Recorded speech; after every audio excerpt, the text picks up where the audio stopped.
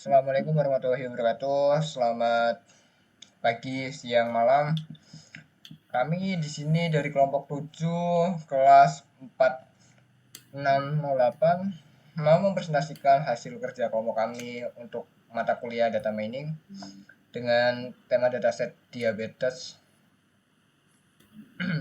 Pertama, kami akan memperkenalkan diri kami masing-masing. Dari saya, nama saya Andi Prabandaro, NIM A11 2021 13907. Dilanjut teman saya Farel Ardian. Nama saya Farel Ardian, NIM A11 2021 13437 dan dilanjutkan oleh Rahul. Nama saya Rahul Indra Bawan, NIM A11 2021 13856, dilanjutkan oleh Rizky. Saya Muhammad Rizky Ramadhani dengan NIM A11 2021 13325, dilanjut dengan Nataya. Nama saya Ataya Melandala Dina Siregar, NIM A11 2021 13836. Baik, selanjutnya saya akan sedikit menjelaskan dan akan dilanjutkan oleh teman-teman saya. Pertama, alasan kenapa kelompok kami memilih dataset diabetes. Karena buat kelompok kami, kita dapat mengklasifikasikan orang terkena diabetes atau tidak. Selanjutnya, apakah penting dataset diabetes itu di dunia IT? Bagi kami ini sebuah tantangan untuk melakukan penelitian lebih dalam di bidang IT, di dunia IT. Menurut kami ini berfungsi untuk bisa mengecek apakah seseorang terkena penyakit diabetes atau tidak. Sumber data yang kami ambil bersumber dari Kaggle. Terus selanjutnya, kenapa kami memilih penelitian ini, dataset diabetes? Karena bagi kami, dataset diabetes pada Kaggle dapat digunakan sebagai dataset untuk membuat aplikasi, mengklasifikasi apakah seseorang terkena diabetes atau tidak. Hal ini membuat bisa masyarakat ataupun pasien membutuhkan konsultasi untuk menentukan hasil diagnosis dari gejala yang dialaminya. Masyarakat tidak perlu buat datang ke dokter. Mungkin dataset tema yang kita ambil agak bertentangan sedikit dengan ke dokter, karena ketika dataset kami jadi, aplikasi yang kita bikin jadi ini, masyarakat akan lebih memilih menggunakan aplikasi ini daripada ke dokter, karena ya satu, lebih terjangkau. Masyarakat itu tidak perlu harus datang langsung ke dokter buat konsultasi dia terkena diabetes atau tidak. Selanjutnya, untuk pemodelan dalam penelitian ini menggunakan sistem pakar yang dapat memberikan solusi kepada masyarakat tanpa harus bertanya langsung kepada dokter, seperti yang sudah saya jelaskan tadi. Dalam penelitian yang dilakukan oleh kami, dalam penelitian yang dilakukan oleh Rizka Nurliana Putri dan Leonard G. Marto 2020 yang berjudul Aplikasi Sistem Pakar untuk Diagnosis Penyakit Diabetes, kami mengambil sedikit penelitian dari sumber itu untuk menjelaskan bahwa aplikasi sistem pakar menggunakan metode decision tree berhasil melakukan diagnosis dengan baik. Hal ini juga sesuai dengan nilai bobot yang sudah diberikan oleh pakar atau dokter, juga sangat bermanfaat bagi masyarakat sebagai media edukasi tentang penyakit diabetes. Selanjutnya dilanjutkan oleh teman saya untuk membacakan datasetnya, Farel Ardian. Ya, di sini saya akan memperlihatkan dataset yang kami gunakan untuk membuat program aplikasi diagnosis klasifikasi diabetes. Di dalam dataset terdapat pregnancy, glucose, blood pressure, skin thickness, insulin, BMI, diabetes pedigree function, age, dan outcome. Lalu selanjutnya saya akan melihatkan codingan klasifikasi diabetes menggunakan program Python. Yang pertama adalah membaca data. Yang pertama kita harus lakukan adalah import library. Yang pertama ada import pandas spd, import numpy snp, from sklearn.model selection, import train test split, from sklearn tree, import decision tree classifier, from sklearn metric, import accuracy score, import matplotlib.pyplot as plt, import seaborn as sns. Berikut penjelasan dari import library tadi. Yang pertama, import pandas spd. Pandas adalah pustaka populer dalam analisis data yang menyediakan struktur data yang efisien dan alat analisis data. Yang kedua ada import numpy snp. NumPy adalah pustaka fundamental untuk komputasi numerik dalam Python. Ini menyediakan struktur data dan fungsi yang kuat untuk bekerja dengan array dan matriks. Yang ketiga ada from sklearn.model selection, import train test split dari pustaka scikit-learn. Sekarang kita mengimport fungsi train test split. Fungsi ini digunakan untuk membagi dataset menjadi subset pelatihan dan subset pengujian yang diperlukan untuk menguji dan memvalidasi kinerja model machine learning. Yang keempat ada from sklearn.tree, import decision tree classifier. Kode ini mengimport kelas decision tree classifier dari pustaka scikit-learn. Decision tree classifier adalah algoritma pembelajaran mesin yang menggunakan struktur pohon putusan untuk melakukan klasifikasi pada data. Yang kelima ada from sklearn.metric, import accuracy score. Kita mengimport fungsi accuracy score dari scikit-learn yang digunakan untuk mengukur akurasi prediksi model klasifikasi.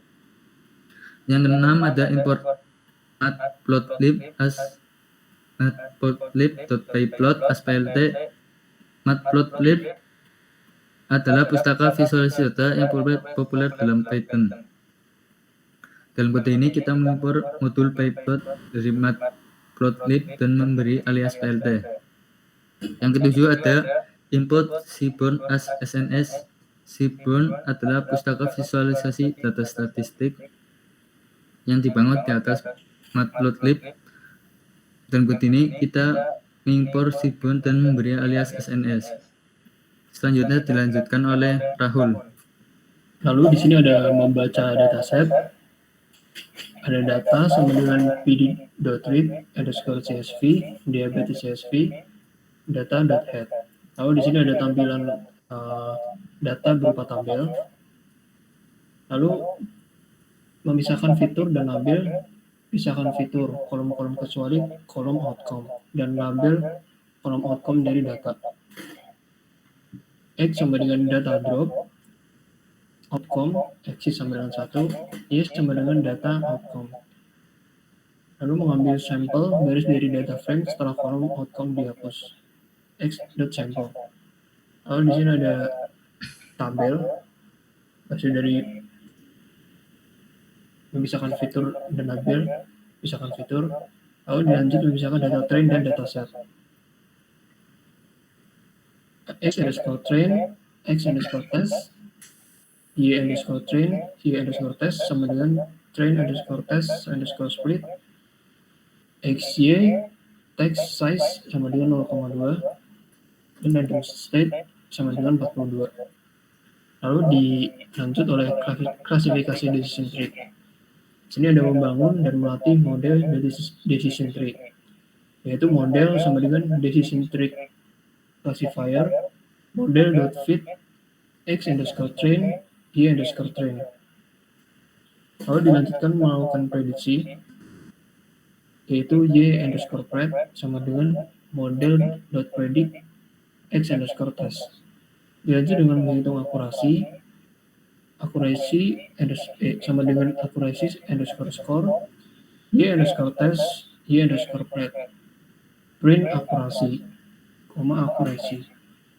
Lalu di sini ada visualisasi decision tree, yaitu ada from scrum.tree, import export underscore graphics, from ipython.display, import image, import py.plus, dot underscore data sama dengan export underscore graphics, model of file sama dengan non, returns underscore name sama dengan x.columns, plus underscore name sama dengan 01, field sama dengan true, rounded sama dengan true, special underscore karakter sama dengan true. Lalu ada graph sama dengan p.plus dot graph underscore from underscore dot underscore data image graph dot create underscore png. Lalu di sini ada tampilan decision tree. Lalu dilanjutkan oleh Ataya. Selanjutnya di sini ada coding simulasi model, yaitu import py.plus from scrum.tree, import export graphics from ipython.display, import image. Ada contoh pengamatan baru, new observation sama dengan pd.dataframe 0 170 25 0 30 0,425 kolom sama dengan x dot columns, dan ada melakukan prediksi pada pengamatan baru, yaitu prediction sama dengan model dot predict new observation. Selanjutnya ada membuat grafik bar untuk menampilkan distribusi hasil prediksi, yaitu ada label sama dengan tidak terkena diabetes dan terkena diabetes, red count sama dengan land prediction sama dengan 0, land prediction sama dengan 1. Selanjutnya, ini output tidak terkena diabetes seperti ini. Ada hasil distribusi hasil prediksi pada pengamatan baru. Dan selanjutnya ada visualisasi pohon keputusan. Ini adalah coding visualisasi pohon keputusan. Data sama dengan export grafis, model out file sama dengan non, fitur names sama dengan x.columns, class name 01, field sama dengan true, round sama dengan true, special karakter sama dengan true, dan graph sama dengan p.plus, graph from data image graph create png. Ini hasil visualisasi pohon keputusan seperti ini. Baik, selanjutnya dilanjutkan oleh Rizky. Kita di sini mendeploymentkan menggunakan Streamlit, dan aplikasinya adalah aplikasi klasifikasi diabetes. Fungsinya untuk memprediksi apakah seseorang terkena diabetes atau tidak. Lalu kita bisa masukkan data sendiri sesuai riwayat terakhir anti-cek yang ada preeklamsis yang datanya 0 sampai 17, lalu ada glukosa yang 0 sampai 199, lalu ada blood pressure yang 0 sampai 122, lalu ada skin thickness 0 sampai 99, lalu ada insulin 0 sampai 846, lalu ada BMI 0,00 sampai 67,10, lalu ada diabetes pedigree function 0,08 sampai 2,42, lalu ada umur 21 sampai 81. Lalu akan keluar hasilnya apakah terkena diabetes atau tidak.